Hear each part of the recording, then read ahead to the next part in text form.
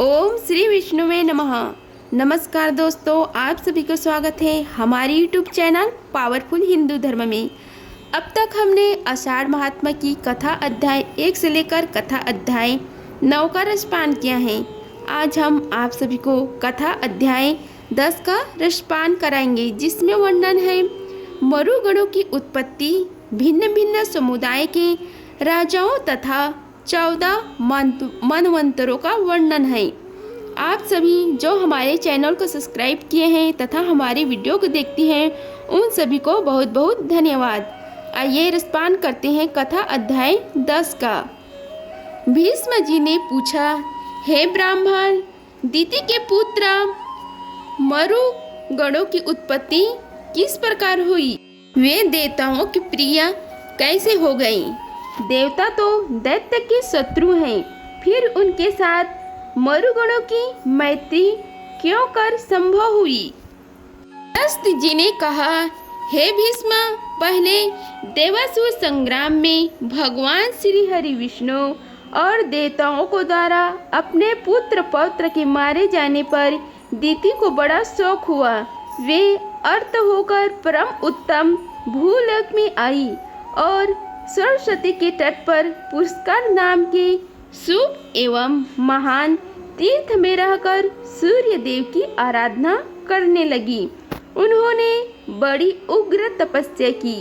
दैत्य माता दिति ऋषियों के नियमों का पालन करती और फल खाकर रहती थी।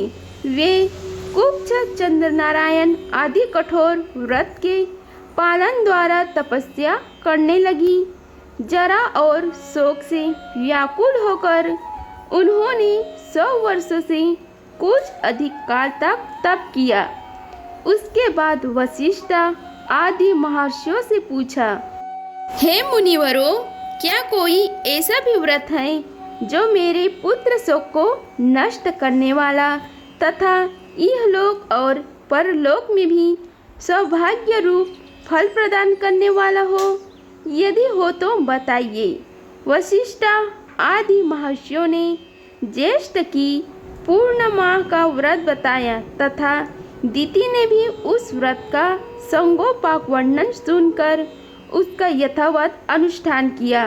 उस व्रत के महात्म्य से प्रभावित होकर कश्यप जी बड़ी प्रसन्नता के साथ दिति के आश्रम पर आए।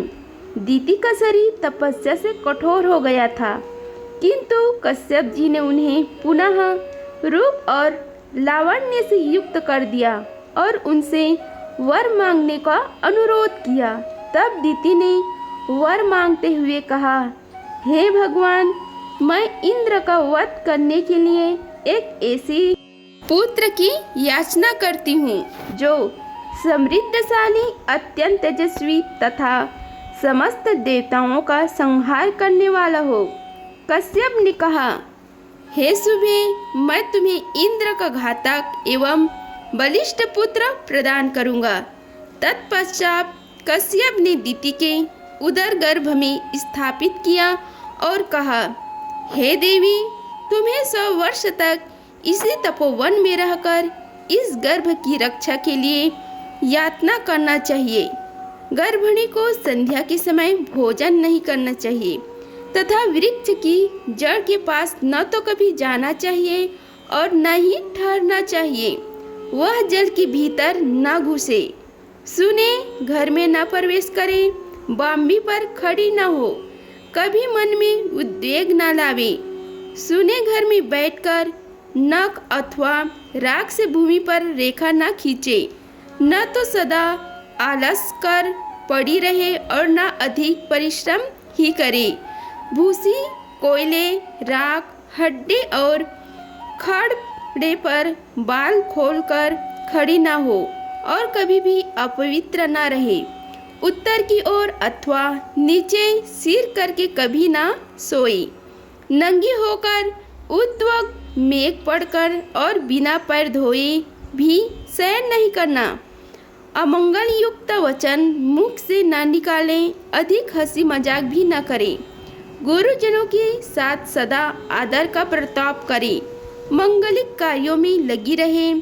सर्वसिद्धि से युक्त जल के द्वारा स्नान करें, अपनी रक्षा का प्रबंधन रखें, गुरुजनों की सेवा करें और वाणी से सबका सत्कार करती रहे। स्वामी की प्रिय और हित में तत्पर रहकर सदा प्रसन्नमुखी बनी रहें। किसी भी अवस्था में कभी पति की निंदा न करें। यह कहकर कश्यप जी सब प्राणियों को देखते देखते वहां से अंतर ध्यान हो गए। तदंतर पति की बातें सुनकर दिति विधि पूर्वक उनका पालन करने लगी। इससे इंद्र को बड़ा भय हुआ। वे देवलोक छोड़कर दिति के पास आए और उनकी सेवा की इच्छा से वहां रहने लगे। इंद्र का भाव विपरीत था। वे दिति का छिंदा ढूंढ रहे थे। बाहर से तो उनका मुख प्रसन्न था, किंतु भीतर से वे भय के मारे व्याकुल थे। वे ऊपर से ऐसा भाव जताते थे मानो दिति के कार्य और अभिप्राय को जानते ही न हो, परंतु वास्तव में अपना काम बनाना चाहते थे।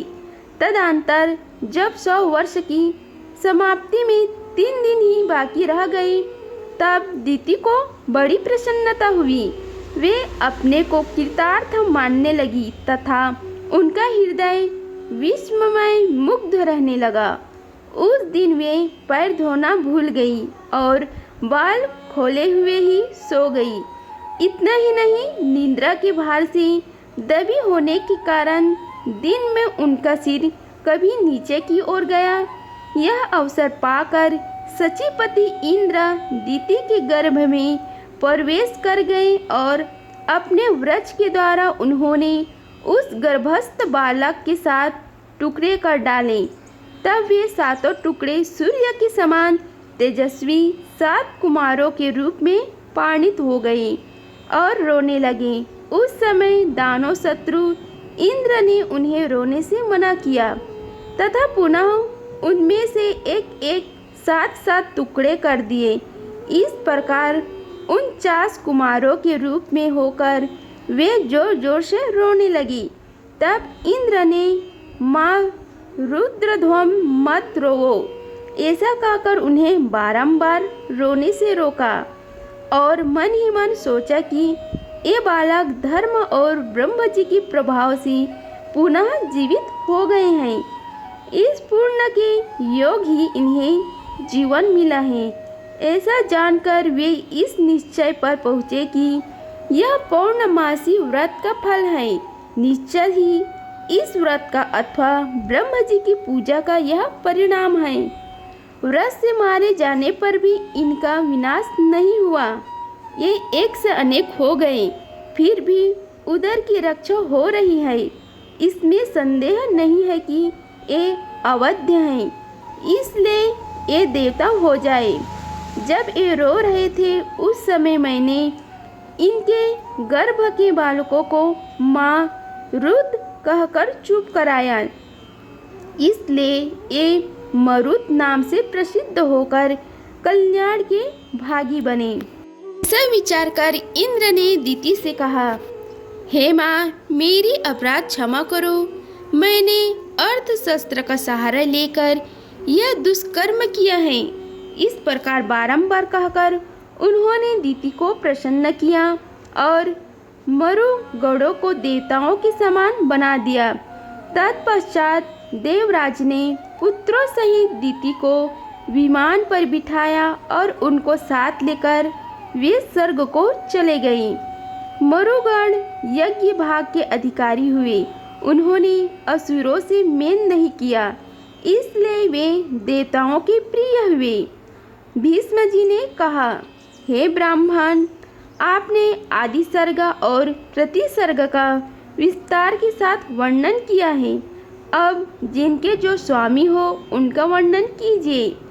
पुलस्त्य जी बोले, हे राजन, जब पृथु इस पृथ्वी के संपूर्ण राज्य पर अभिषिक्त होकर सबके राजा हुए, उस समय ब्रह्म जी ने चंद्रमा को अस्त्र, ब्राह्मण, व्रत और तपस्या का अधिपति बनाया। हिरण्यगर्भ को नक्षत्र, तारे, पक्षी, वृक्ष, झाड़ी और लता आदि का स्वामी बनाया। वरुण को जल का, कुबेर को धन का, विष्णु को आदित्यों का और अग्नि को वासुओं का अधिपति बनाया। दक्ष को प्रजापतियों का, इंद्र को देवताओं का, प्रहदकों को दैत्यों को और दानवों को यमराजों को, पितरों का शूलपाणी भगवान शंकर को, पिशाच, राक्षस, पशु, भूत, यक्ष और वेताल राजाओं का, हिमालयों को पर्वतों का, समुद्र को नदियों का, चिरथ को गंधर्व का, विद्याधर और किन्नरों का, भयंकर पराक्रमी वसुकी को नागों का, तक्षकों को सर्पों का, गजरात एरावत को दिग्गजोगों का, गरुड़ को पक्षियों का, उशर्वश्रों को घोड़ों का, सिंह को मृगों का, सैकड़ों को गौओं का तथा पक्ष पाकड़ को संपूर्ण वनस्पतियों का अधीश्वर बनाया। इस प्रकार पूर्व काल में ब्रह्म जी ने इन सभी अधिपतियों को भिन्न भिन्न वर्ग के राजपद पर अभिषिक्त किया था। गौरव नंदन पहले शंभु मध्वांतर में यम नाम से प्रसिद्ध देवता थे। मरीचि आदि मुनि ही सप्तर्षि माने जाते हैं। अग्रीबाहु, विभु, श्रवण, ज्योतिष्मान, द्युतिमान, हव्य, मेधा, मेधातिथि और वसु ये 10 स्वयंभू मनु के पुत्र हुए जिन्होंने अपने वंश का विस्तार किया। ये प्रतिसर्ग की सृष्टि करके परम पद को प्राप्त हुए। यह स्वयंभू मानवंतर का वर्णन हुआ। इसके बाद सौरचीस मानवंतर आया। सौरोचीस मनु के 4 पुत्र हुए जो देवताओं के समान तेजस्वी थे। उनके नाम हैं नभ, नाभस्य, प्रसूति और भावन। इनमें से भावन अपनी कृति का विस्तार करने वाला था। दत्तात्रेय, अत्रि, च्यवन, स्तंभ, प्राण, कश्यप तथा बृहस्पति ये 7 सप्तऋषि हुए। उस समय तुषित नाम के देवता थे। हविंद्र, सुकृत, मूर्ति, आप और ज्योतिरथ ये वसुकी के 5 पुत्र ही सौरोचीस मानवंतर में प्रजापति थे। यह द्वितीय मानवंतर का वर्णन हुआ। इसके बाद औतम मानवंतर का वर्णन करूँगा। तीसरे मनु का नाम था औतमी। उन्होंने 10 पुत्र उत्पन्न किए जिनके नाम हैं ईश, ऊर्जा, तनुज, शुचि, शुक्र, मधु, माधव, नाभस्य, नभ तथा श। इनमें सा सबसे छोटा था। ये सब के सब उदार और यशस्वी थे। उस समय भानु संज्ञक के देवता और ऊर्ज नाम के सप्तऋषि थे।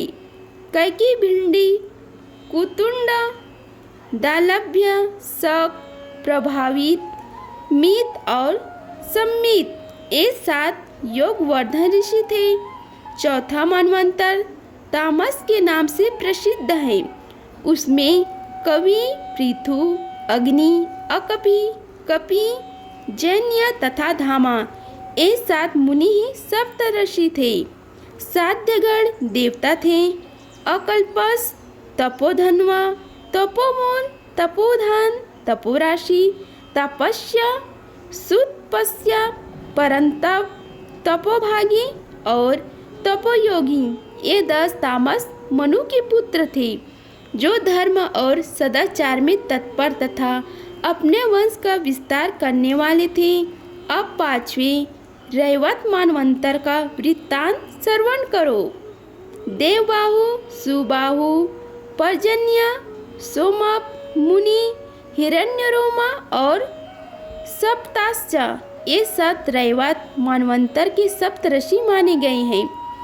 मूर्त, रजा तथा प्रकृति नाम वाले देवता थे तथा वरुण, तत्वदर्शी, चितिमानी, हव्यप, कवि, मुक्ता, निरुत, सुख, सत्वा मोह और प्रकाशक ये 10 रैवत मनु के पुत्र हुए जो धर्म के बलशाली और बल से संपन्न थे।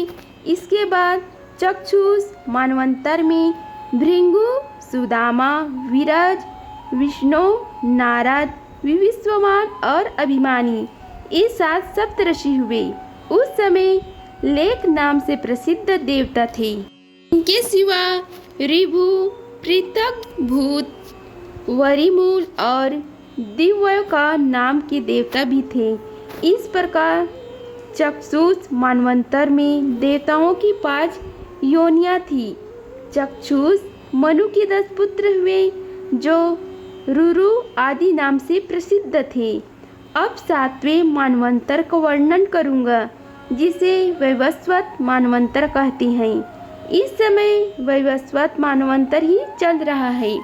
इसमें अत्रि, वशिष्ठ, कश्यप, गौतम, योगी, भारद्वाज, विश्वामित्र और जमदग्नि ये 7 ऋषि सप्तऋषि है। ये धर्म की व्यवस्था करके परम पद को प्राप्त होते हैं।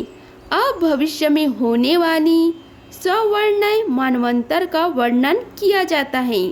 उस समय अश्वत्थामा ऋषि, रिंग, कौशिक्य, गालव, शांतनु, कश्यप तथा परशुराम ये सप्तऋषि होंगे।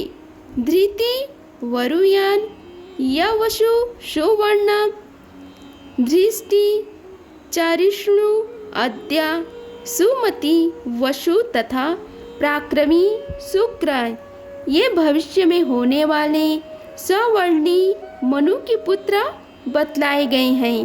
इसके सिवा रौच्य आदि दूसरे मनुओं को भी नाम आते हैं। प्रजापति रुचि के पुत्र का नाम रौच्य होगा। इसी प्रकार भूति के पुत्र भौत्य नाम के मनु कहलाएंगे। तदंतर मेरु स्वर्णवर्णी नामक मनु का अधिकार होगा। वे ब्रह्मा के पुत्र माने गए हैं। मेरु स्वर्णवर्णी के बाद क्रमशः ऋषिभु, विद्धामा और विश्वक्सेन नामक मनु होंगे। हे राजन, इस प्रकार मैंने तुम्हें भूत और भविष्य मनुओं का परिचय दिया। इन 14 मनुओं का अधिकार कुल मिलाकर 1000 चतुर्युग तक रहता है। अपने अपने मानवंतर में इन संपूर्ण चराचर जगत को उत्पन्न करके कल्प का संहार होने पर ये ब्रह्म जी के साथ मुक्त हो जाते हैं। ये मनु प्रति 1 सहस्त्र चतुर्युग के बाद नष्ट होते रहते हैं तथा ब्रह्म आदि विष्णु का सायुज्य प्राप्त करते हैं। अगर आप सभी को हमारी वीडियो पसंद आई होगी तो वीडियो को लाइक कीजिए, चैनल को सब्सक्राइब कीजिए और कमेंट बॉक्स में ओम नमो भगवते वासुदेवाय लिखिए। धन्यवाद। मिलते हैं अगले वीडियो में। तब तक के लिए जय श्री राधे कृष्णा।